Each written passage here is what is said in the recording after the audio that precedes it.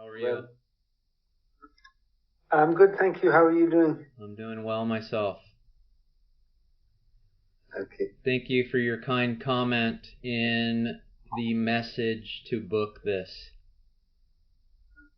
Well, I've just been watching a few of your videos, and I was, found that you are, I appreciate the way you do them, and your, I just thought that you were very good in the way you have talk about this subject, and that you believe in it, obviously. It's even more radical than that. I don't believe in anything. I am this. That's what the sages say. So what they say happens if you're willing to turn within and surrender is that you will start to experience a sense of equanimity. And that's what's true. I have found that to be true. And so I'm just sharing that however it comes through me. So, understand, yes. Yes. Yes, obviously you are actually experiencing it's something that you're making the videos, but you're actually also well, belief is not maybe the right word, but it's become a part of you, or how it's going to say, yes. Yeah, I mean, it's okay to use the word belief because we kind of know what we're getting at when we use it, but it's the belief isn't something that I've added on to myself and identified with. This is an inherent knowing that I don't know how I know it, but it's known. Yeah. And that's what's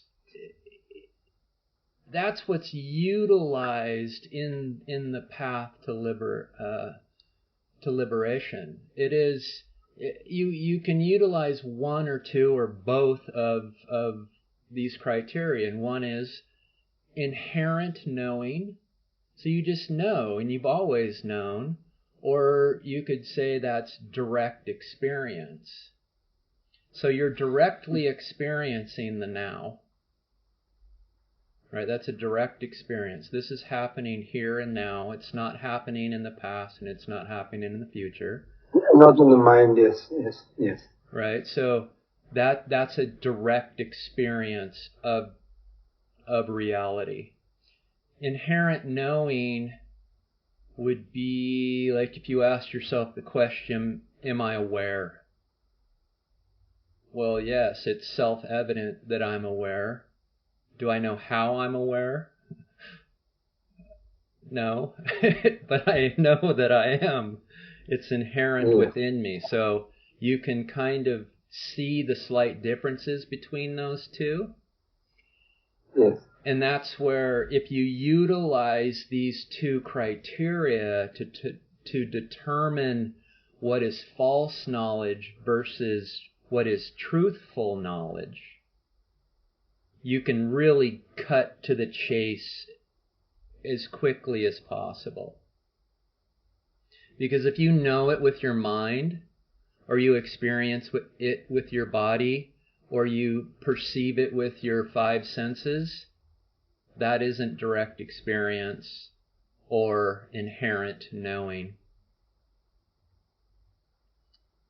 So self is, the definition of self is extremely cut and dry and easy. There's self, and then there's everything other than that. And what is everything other? Anything that I can know with my mind, body, and perceptions. That's other than myself. So it's starting to understand, oh my, I've got a lot to work through, it appears, because I sure do take myself to be a mind and body who has perceptions, who perceives this world of objects that I work through and I kind of push around to create a living and live and survive. And that is all other than self.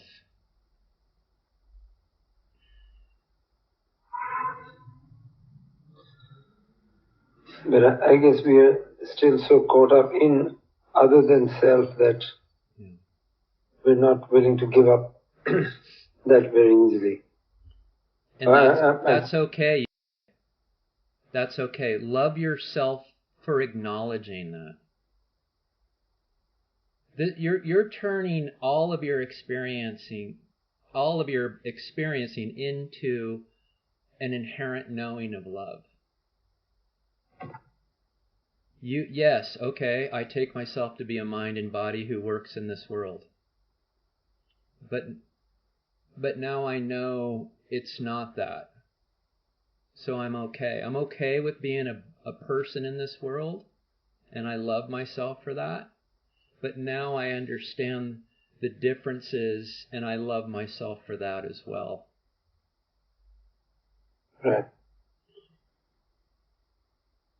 Because in non-duality, we don't deny anything. It's total acceptance. Whatever is happening, we accept that fully for what it is. Because the moment you try to judge it or want it to be better, you create resistance within, and then you just continue down the same path of struggle. So when you love yourself for whatever, the other parts of yourself other than the self, then you can also realize that there is a drive to improve that other than the self. I think the clearer way to look at it is you just turn away from it. It's not that we don't deny it, or that it's still here. We don't deny it, and in self-realization, this doesn't disappear by any means. It just becomes yourself. You see that clearly. There's no differentiation between who you are and what it is. Your amness is its isness. So it's just a turning away from the objective world for a while, so that you get an understanding of self relative to objectivity. Because self is not an object, right? So you're refamiliarizing yourself with the most familiar thing you've known. I mean, you've been yourself your entire life. You're just refamiliarizing yourself with what that means. And once you start to get an understanding on that, you can then start to turn back to the world to say, oh, I am sensing this oneness, that all the objects are here, but they're not separate from myself, because there's only one self, there's only one substance in all of creation and all of totality, and that substance is self. So when I peer back out into the world also has to be the one reality of myself. So it loses its edge when you look out, because you love yourself, and this is yourself out here, so it's just unconditional love and acceptance. So you sort of lose that very strong emotional sort of bond with the object, or you sort of slowly start. It doesn't. You don't feel so attached to it anymore. Slowly, I mean, I'm sure it doesn't happen overnight, but you don't feel that it doesn't. When things are not happening in your way, they don't disturb you as much, I guess. Right, Because what it is that's creating the attachment is the ego itself. The ego is the, have you heard the term chit jata granthi? Chit is the same chit as in sat chit ananda, so awareness. Okay. So you've got a piece of awareness, you've got a piece of what is real. Jata is the body. You take yourself to be this body, but jata means inert. It's insentient. It doesn't have awareness itself. It's unreal. And the ego is what connects these two together. So another way to say it is you have a piece of reality. We are permanently aware. We might not realize it all the time, but if anybody asked you throughout your day, are you aware, you'd say yes. And we have all of the, what we call adjuncts that we've added on to awareness. This is, I am a man, I am a husband, I am a father, I'm a son, I'm a brother, I'm an engineer, I'm a businessman, I'm a biker, I own a house, I own a bike, I. So these are all the adjuncts that we add on to reality. And they're connected by the ego. And that's what makes the ego so elusive and confusing, is because it's a mixture of what's real and what's unreal. So the ego can't completely know itself. Okay? So this right here, this is attachment. Ego is attaching to all of these unreal objects. So as you turn within and the ego starts to dissolve, your connection, your attachment to the objective world falls away. I didn't quite finish my analogy there. The chit jata granthi. The granthi is the knot. The ego is the knot that ties these two together. And in self-inquiry, you are untying this knot. And this untying seems to be a slow, gradual disillusion, typically. It can come quickly for some, but for most, it takes an apparent effort to dissolve this knot. And fortunately, it's not an all or nothing, meaning that you have to do years of this and then all of a sudden you get all the benefits. This, within a few sessions, depending on where you start, how you perceive yourself now, you could start to experience the benefits relatively quickly. So as the ego dissolves, there is a clarity that happens along with that, to where all of a sudden you start to track with the messaging you've heard of non-duality. They're like, oh, I understand now. So, and that understanding is a breaking, which means that you become disattached, disentangled from the objective world, and you start to just experience the one of yourself.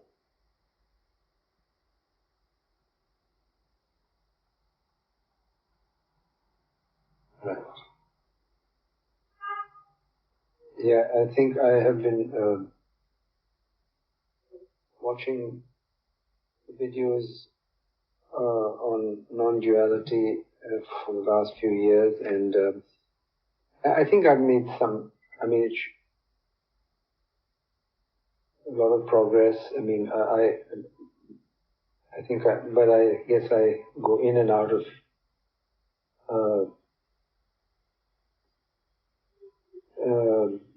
you know, of the experience of the self, and or so I guess I need to. I mean, of course, one would say you can't work at it, but maybe the recognition has to be or has to be understood better. I'm not sure how to put it. So yeah, you could say there's a weaving in and out of it, apparently, as you are turning within. I mean, so it sounds like you do have a self-inquiry practice, is that right? Yes, and actually I was reading a book by Michael Langford. You've heard of it?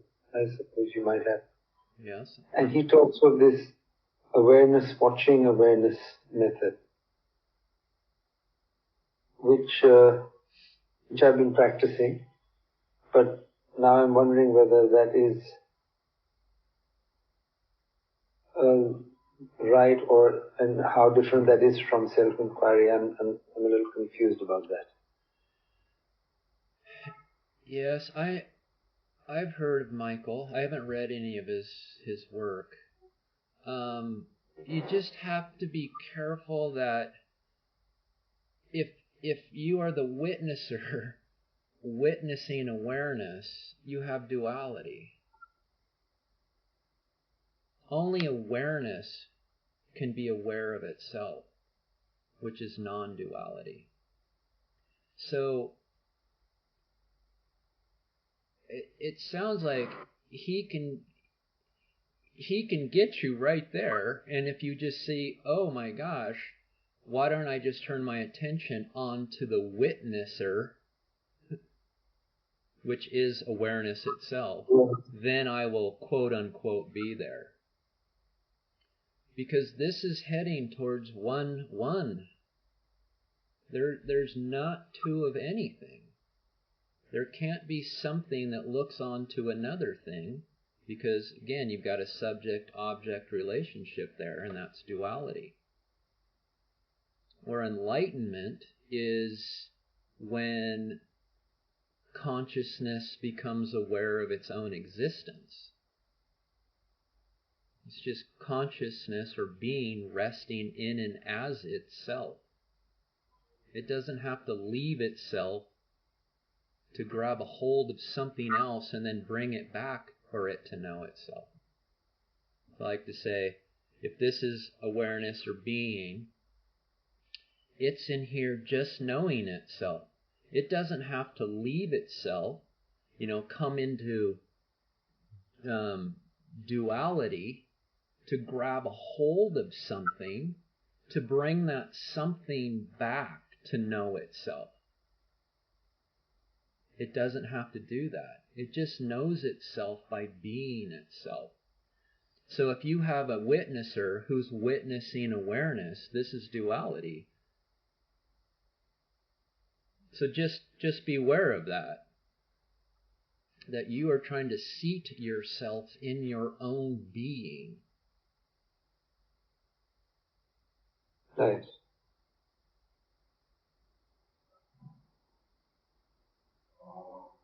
So maybe you can help me understand self-inquiry better. Maybe I have not understood. I mean, if there's anything that I haven't understood, maybe you can help me since we're doing this session.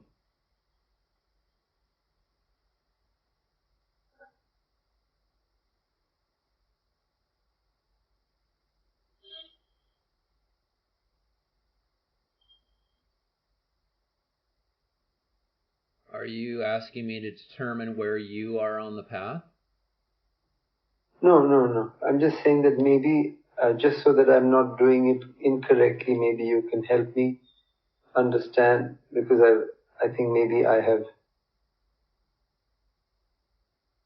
maybe I've not, I'm not sure, but maybe I have understood the self-inquiry, or maybe I've not. So maybe I can, since you can help me understand it properly. So let's first talk about what self-inquiry is not. Can I just ask, is it similar to neti? I would say that neti is in the middle of what I'm about ready to describe.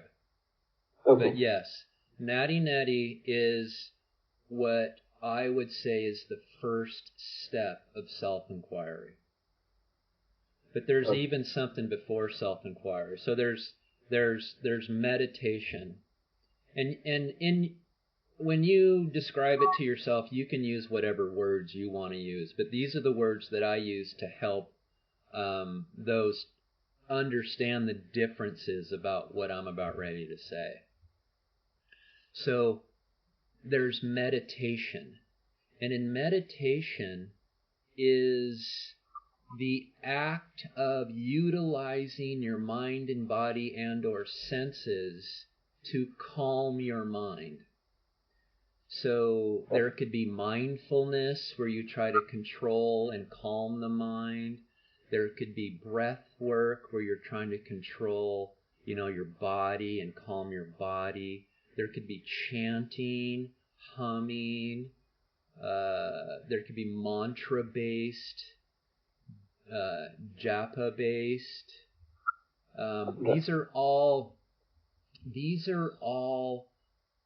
activities that turn your attention onto your mind or onto your body or onto the objective world, right? Because if you're humming, your focus is on the sound and maybe some breath and how you're experiencing that.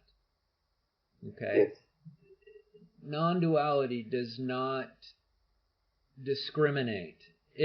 These are wonderful practices, especially for those who have a monkey mind and a crazy body that just need to kind of take the big edge off. Because the best mind to turn within is a calm one. Then you would cross what I would call a barrier, so to speak. And this might be where you've heard of the gateless gate. Because you're crossing this gate from the world of form and finite into a realm of formless and infinite. You're turning from everything out here to in here, and this is where the experience of expansion or the infinite or boundless freedom happens. And this is where neti can come into play at first. Where neti is, you ask yourself questions such as, are thoughts aware of themselves, or am I aware of my thoughts? And you ponder on that, and you're like, well, a thought isn't aware of itself, right? It can't stand alone and be aware of itself.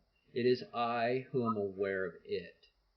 Therefore, I am not my thoughts. I am that which is aware of it. Okay. You can work through your thoughts, images, ideas, anything that's mind-based. And then you can say, oh my gosh, all of that is my mind. Is a mind aware of itself, or am I aware of my mind? Oh my. I'm not my mind. I'm that which is aware of it. You can move to your body. Are my feelings aware of themselves? Are my emotions aware of themselves? No, I am aware of them, which constitute a body which is not aware of itself. I'm aware of it. So I am awareness. And you can also move to your perception too. Is sight, smell, taste, hearing, and touch aware of itself? It is not. It is I who are aware of them.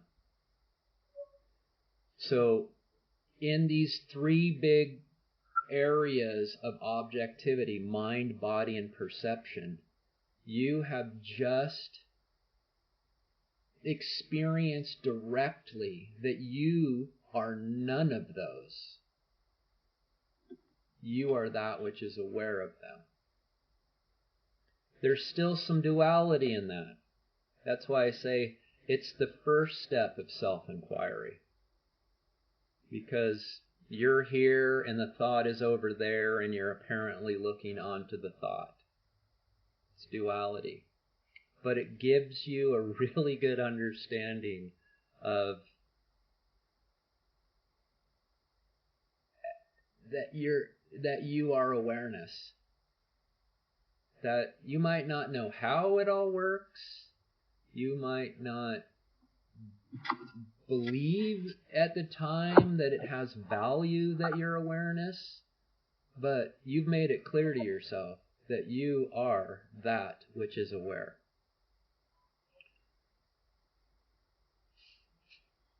From there, you would then, say, move into self-inquiry. Where self-inquiry is, you're starting to ask the questions such as, who am I?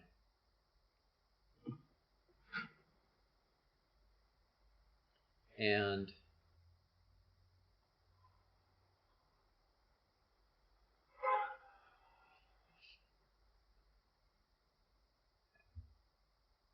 what is happening when you start to ask questions such as, who am I, is that it is the ego that turns within, that makes the apparent effort to turn within and know its own source. What you're doing with these questions is that you're asking the ego to go and find its source. So you're like helping the ego out. You're kind of like giving it a push in a way, because the ego will obey itself and it will turn within and it will go see if it can find itself. Because in the question, who am I? The I in that question is the ego I.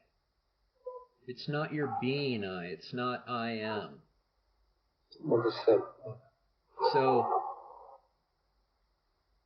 you're asking the egoic I to go and find its infinite I, its origin. And if you are still enough, you can sense that so-called feeling, that drop, as it's diving deep into you, and you can follow that with your attention. And you're moving from a world of objectivity into a world of non-objectivity, where there's no thing there anymore. And it might be a while before you realize that you've been there several times, you just didn't realize it because there's nothing there anymore. There's nothing there, and you're not familiar enough yet with the nothingness experience of being. And that's okay. That's why it usually takes many, many attempts, many sessions to understand the experience, the non-objective experience of being. And that's why, as you follow the ego in, it's going to bounce back out into the world of objectivity, into the world of thought, or the world of feeling and sensation, and you just ask these questions again. And when you dip within, the goal is to stay self-attentive, to keeping your attention cling to self, cling to being, where being clings to itself. Yes, I mean, I can feel that there's when you're aware of being, then there's that clarity, and or let's say mostly in the mornings, I'm very anxious when I wake up, but I have a lot of anxiety, let's say, but I can also, because of the understanding, and also I can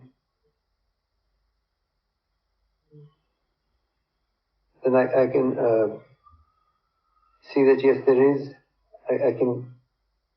I can sort of be aware of the self and all the anxiety that at the same time, and see that yes, there's a big mixture.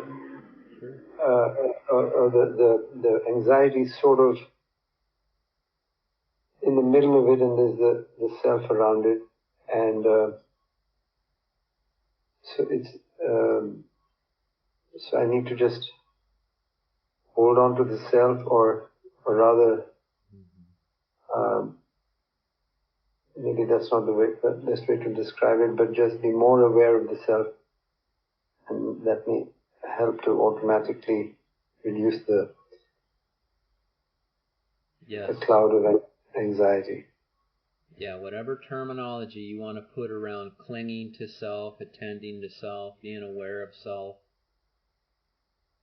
Yeah. And how do you know you're clinging to self relative to anxiety? Because the sense of anxiety dies down. That's how you know. And where what we want to do is attend to the absence or the dissolving of anxiety, because that's why we're here. But we have to remember that the anxiety is dissolving because we're clinging to ourself. So the more you cling to self, the more it dissolves. So as you experiencing it dissolving, try not to turn your attention to it. Cling to self, because that's what is doing the work. It's starting to carry the entire load of life for you. So just be aware of that. Our job in self-inquiry is to not eliminate the ego. That is not our job. Our job is to cling to ourself. It's the only job we have. It will take care of everything out here. It will change your perspective of the world from what you see to how you see it. Why do you have anxiety? Because as you peer out into the world, somehow it's threatening. And that's okay. I've had anxiety, and a lot of us do. How do you eliminate anxiety? When you don't perceive the world with any threat. Who does that? Who does that perceiving? Yourself. Yes.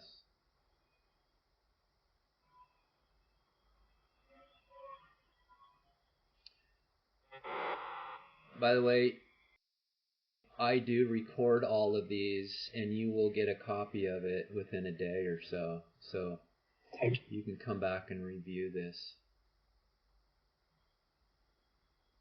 So as a practice, what would you, can you suggest? I guess not self-inquiry is the best sort of, if you can call it a practice,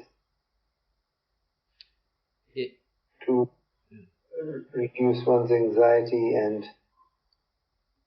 trauma, you can say, or whatever. Here,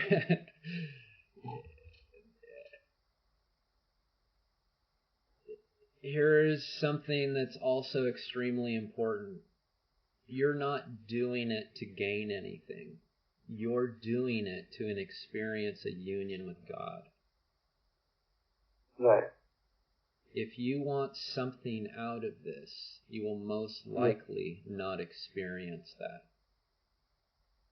Because you have to surrender yourself to yourself. Understood. So I always say that there's two big pointers with self-inquiry. Going in, you have no expectations, and coming out, you have no judgment. Because you're going into an infinite realm where the finite mind can never, ever know it. So how can it ever assume it knows how it works? It can't. That's why you have to surrender yourself to whatever happens inside. It can't judge if a self-inquiry session was good or bad or right or wrong or any of that duality, because it has no idea what the infinite's doing. It doesn't know its ways. So you drop in, you do your practice, you come out, and you just continue with your life.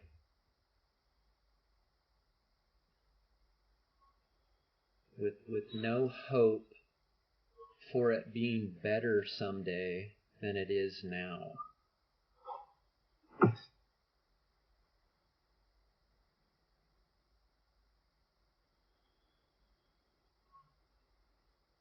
Yeah, I guess the accepting of the situation itself is what is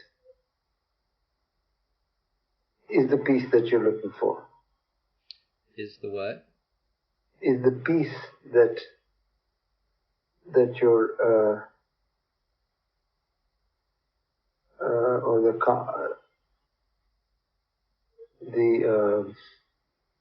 the peacefulness that you seek. Yes, it doesn't mean that you don't experience the benefits or the qualities of your being as you're doing your practice, but you don't get to choose what you experience. Yes. But you will experience difference, because something has to change. It has to change. We're going from the finite into the infinite. There is change in that. And in the change is the dissolution of the ego.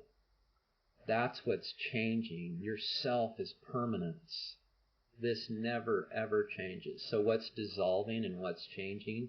The solidity of who you've mistaken yourself to be into what you actually and truly are.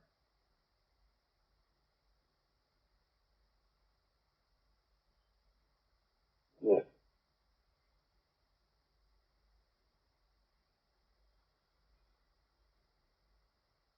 And the ego can't do that. It can't be the doer of dissolution. It just goes back to, that's why our only task is to cling tight to our being. Yeah.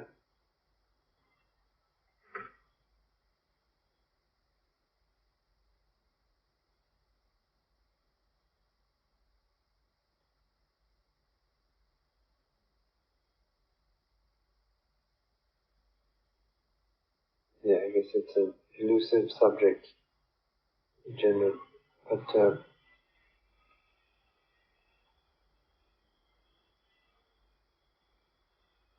so I guess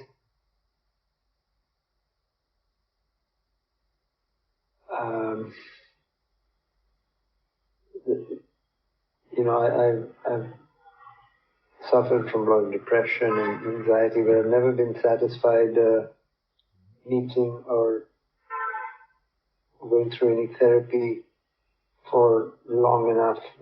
I mean, I've never really believed that it could help me for some reason.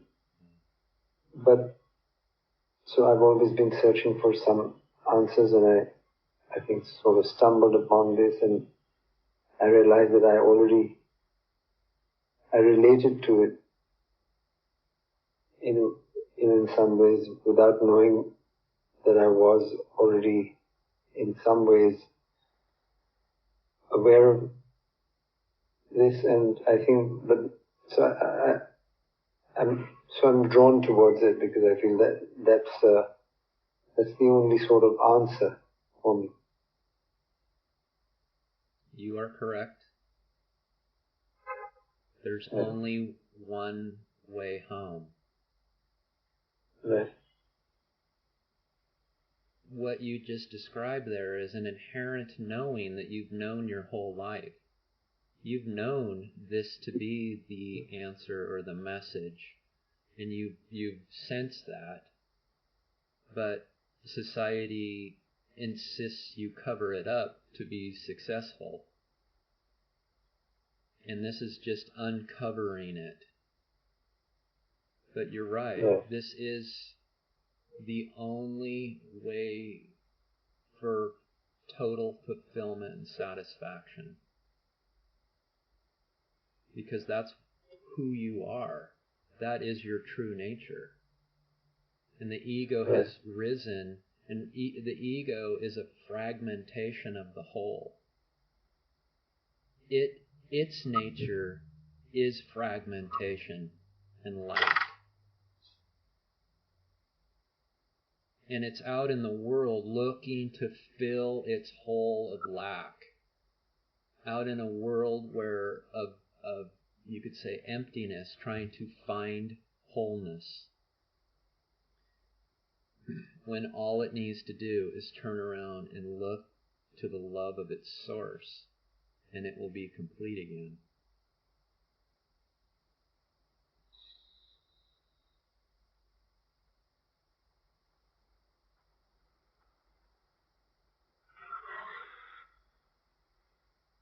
So, coming back to what you were saying, so when you're saying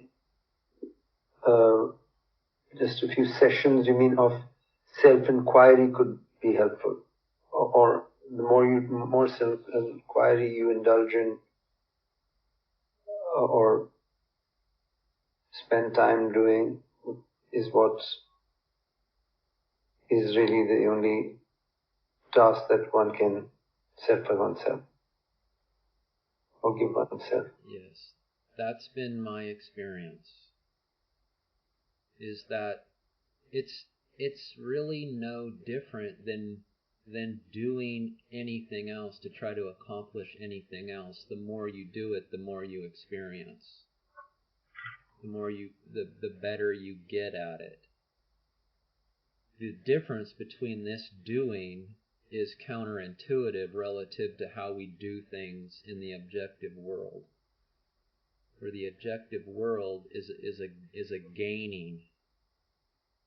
We're always gaining, careers or friendships or wealth or what, a gain or a loss of these things. Where self-inquiry is a relinquishing of that. It's unwork. You're unworking yourself. And so let me give you let's dive into this a little deeper, because you just mentioned that you experience anxiety. There's some fear that goes along with that. There's tension. Fear. Yes.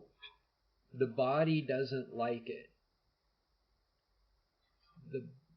The body, the nervous system is not happy. Right.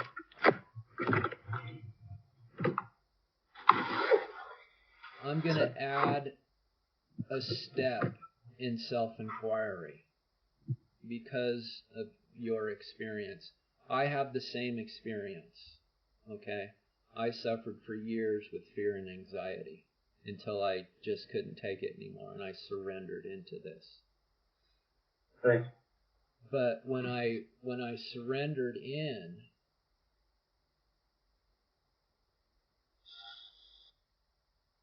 I couldn't sit still for more than a few minutes because there was so much agitation inside. I soon realized that there's going to have to be a release somehow so that I can rest into myself and be comfortable within my own skin, so to speak. And this is where the term vasanas come in. Are you familiar with that term? The vasanas are your will. The vasanas are the seed state of the ego that when the vasanas rise, this so-called body is animated in certain ways. So, vasanas are tendencies to have you move away from yourself. You could see that they're like little pushes within you. And we've got thousands of them. And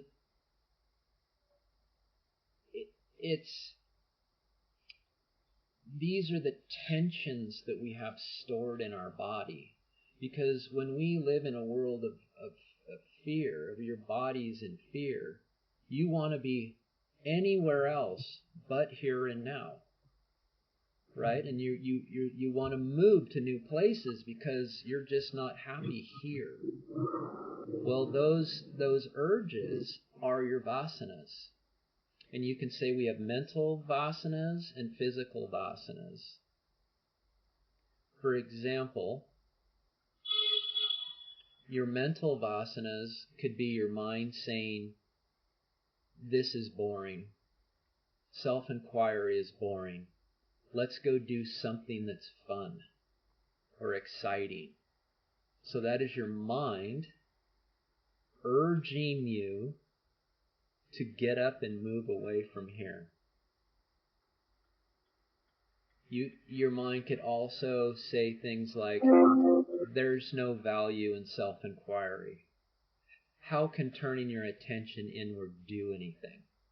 It can't. Let's go find something to do that will create real value. These are mental vasanas. The physical vasanas you know well if you live with anxiety. It's just you're just not content in your own skin. So one way to view this is the best one that I've found is the open palm and the fist example. So we're born this open palm. We're just this free-floating being. And somewhere between our ages 4 and 6, we start to listen to our parents or our brothers and sisters or grandparents say, you're a boy, you're cute, you have dimples. And we turn our attention away from ourselves onto what we think is a boy, our dimples, and cute. And the moment we do that, we start to build an ego, and this free-floating palm starts to condense. And it just continues to condense as we go to school, and our teachers and our coaches and clergy and our advisors are helping us build this identity. Well, this identity is closing up into a fist. One more defined. It's a defined, solid, rigid entity that we believe ourselves to be. This is all of the stored tensions within our body. This is our body. It's tension. It's one. It's a compilation of many, many, many tensions stored over the course of our life. This system is stored energy. The energy is already into the system of a person and that person's body. In self-inquiry, we relinquish those tensions. This is no new energy in. This is the undoing, the unwork. This is what makes it counterintuitive to how we think the world works. And the more we rest into each one of these vasanas as they come up, the more we relinquish the energy in that vasana, which is the tendencies that make us want to move away from ourselves. And over time, and it's different for everybody, this fist just slowly starts to open back up into a free-floating being again, to where you can sit comfortably within your own skin for as long as you want. This relinquishing can come with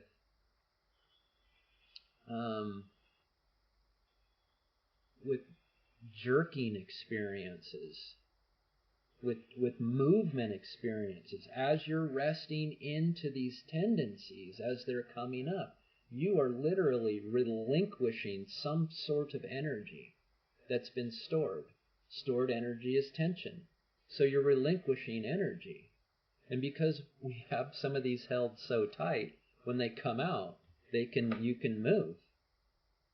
You can jerk and move. I'm not saying that you are, or that you will, but you might. Just let it, just keep resting into that, and know that your practice of turning within and relinquishing these tensions are working. You're transfiguring yourself from a solid mass into a vapor, you could say. And in a solid mass, energy and tension has something to hold on to. But as you transfigure into the formless, they don't have anything to grab onto anymore, so they flee. So I would suggest that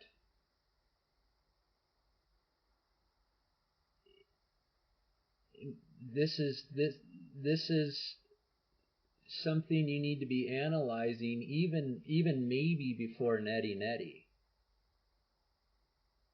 Again, you can take this all as it comes, but if you're not able to sit with a still body and mind, then it's harder to experience the sinking of ego into your being when you ask questions such as, who am I? Because this is subtle. This is subtlety. And the relinquishing of the vasanas are gross, you could say. So you need to get rid of all the gross tendencies and actions and stored tensions before you could start to really experience the subtle experiences of drifting back into yourself.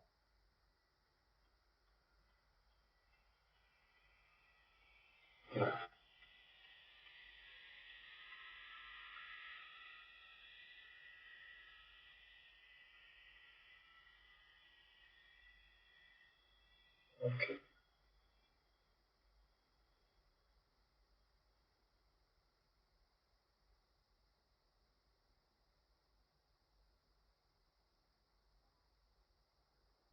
So you were able to get over your anxiety and fears when you started going down this path? Yes.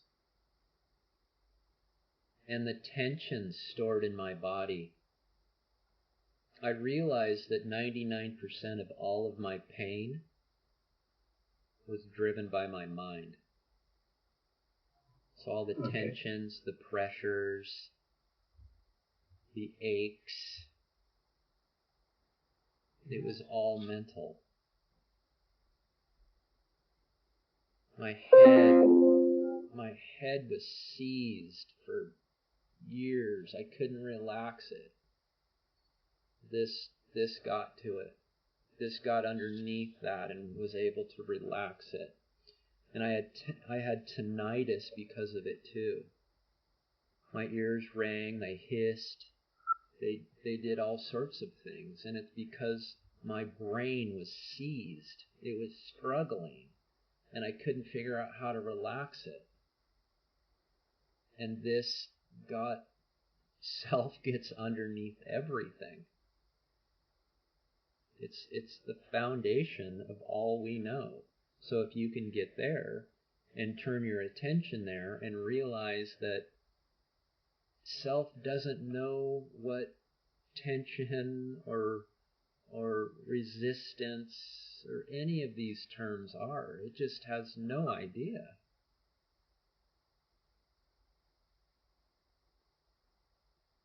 That will relax the mind, which relaxes the body.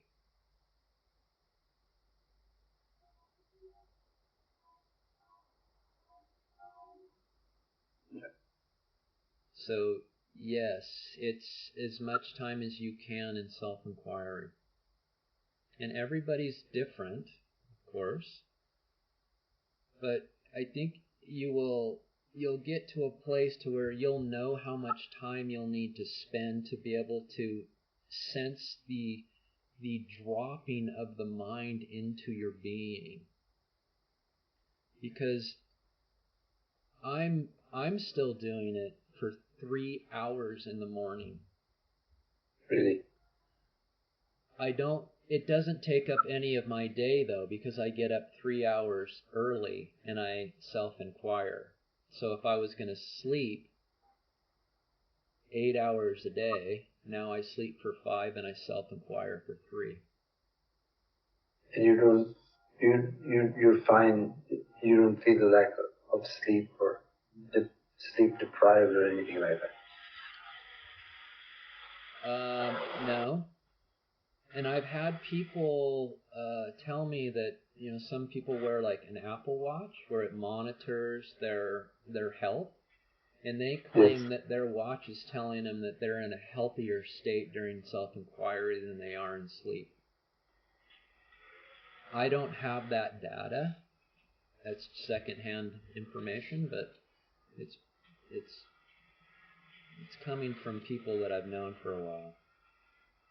So when I've tried this Michael Langford thing that he's talking about, awareness, watching awareness, it's sort of,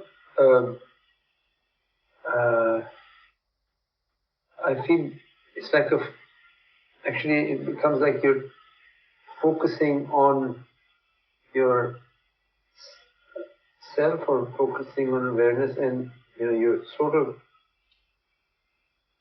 I don't know if it's the right thing, but not paying attention to any thoughts. And it becomes a very concentrated sort of state where your focus is very strong, and you seem to keep getting better at it every time. And there's no thoughts interfering in that. So I don't know, but it's also very comforting. Not only just comfort, it's also very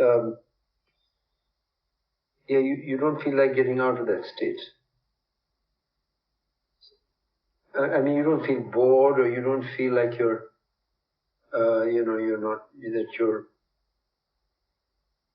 you don't, you can just feel very fulfilled.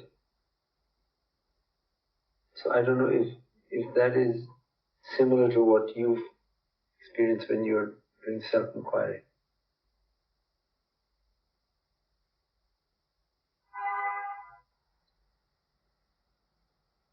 It may be just the way you're describing it, but it still appears to be a dualistic approach. Right. Right? Because who is focusing on what?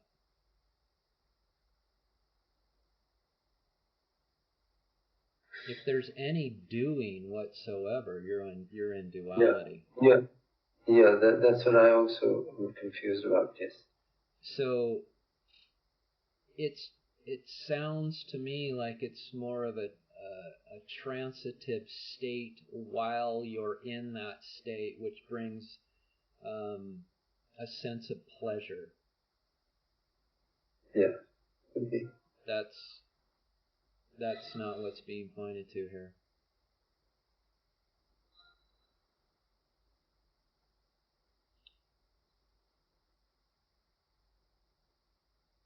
Okay. So there's, and it doesn't mean that doing that can't bring a calmness to your life, right? Because what you're describing is more of a meditation than self-inquiry. And meditation does work temporarily. You do experience a calmer self, egoic self out in the world if you meditate. That's been proven over and over again. The thing about meditation is that it is temporary, that nothing changes with that. There isn't permanent change with meditation. You just need more and more of it to experience that same pleasure. Ramana Maharshi called that mana laya, where mana is mind and laya is temporary subsidence. So you're temporarily subsiding the mind waves within you. But after a while they'll rise again. We experience this every night in sleep. The ego, when it sleeps, the mind just dies down. And when we wake up, it rises right back into the same place where it left off. There's no change in that. There's no permanent change in that. You know, a good night's sleep helps a lot. We know that. What self-inquiry is mananasa, mind destruction, mind elimination, where there's permanent change within it. So when your ego experiences its own source, the source destroys the egoic mind waves, you could view it as, permanently. It destroys your vasanas so they don't rise again. So you experience permanence. Permanent silence.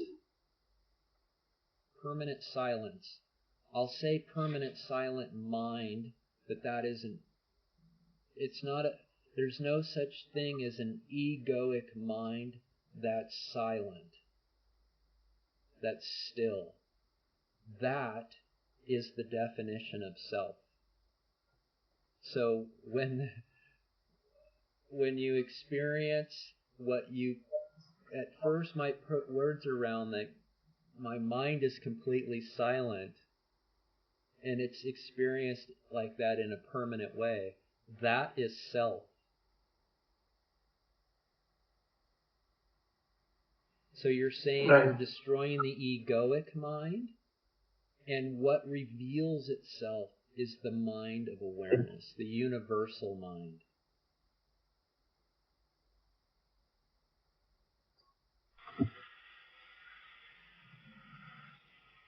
We can also view it as we're moving from a realm of doing to a realm of being. So as you cross that gateless threshold, there is no more doing anymore.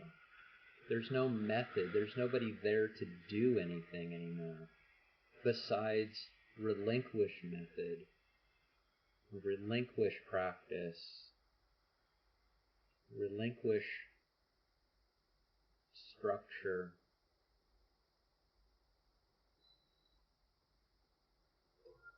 Right. That way, I don't know if you've seen my video where I call it the phases of self-realization. That's why I had to use the word phases, because it's not a method. There's just kind of like these You pass through different phases. Yeah. Yeah. Now, above, like when you're in the egoic world of doing, there are phases. There are clear, like, I am here, I am here, I am here, because that's what the ego is. It can put things into boxes. But the moment you cross that threshold, that all gets thrown out. Right.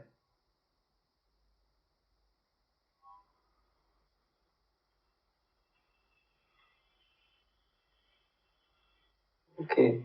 Are you going to put that link in the email or in the chat box? No. Sorry. I'm going to send it to you. I'm going to have to search for it. Okay. And then I'll send it to you on email. Yep. So, yeah, thank you so much, Scott. Yeah, maybe a few weeks later, maybe if that's okay, we can connect again. Yes, I ask all of the attendees to self-inquire for 2, 3, 4 weeks. Yes, before that's reaching fine. back out. It seems to open up a new series of questions, and you will get clarity from it. And yes,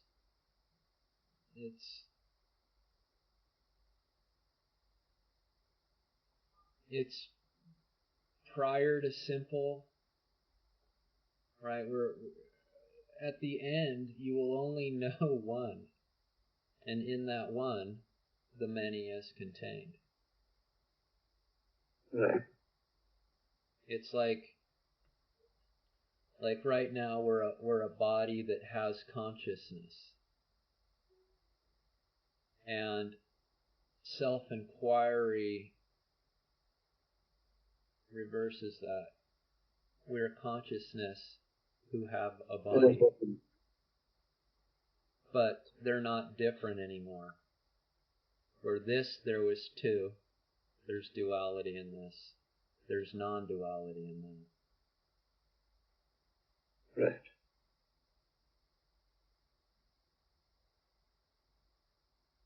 Okay. Yeah. Thank you. Thanks for this session. Thank you so much. You're welcome. Yeah. And I'll send you this link if you can let me know your thoughts, because this is something that's been confusing me for a while. Okay. Yes. Thank you. I will. Okay. Okay. Thank you, Scott. Pleasure Bye-bye. meeting you. Yeah. Same here. Thank you. Take care. Bye-bye. Bye.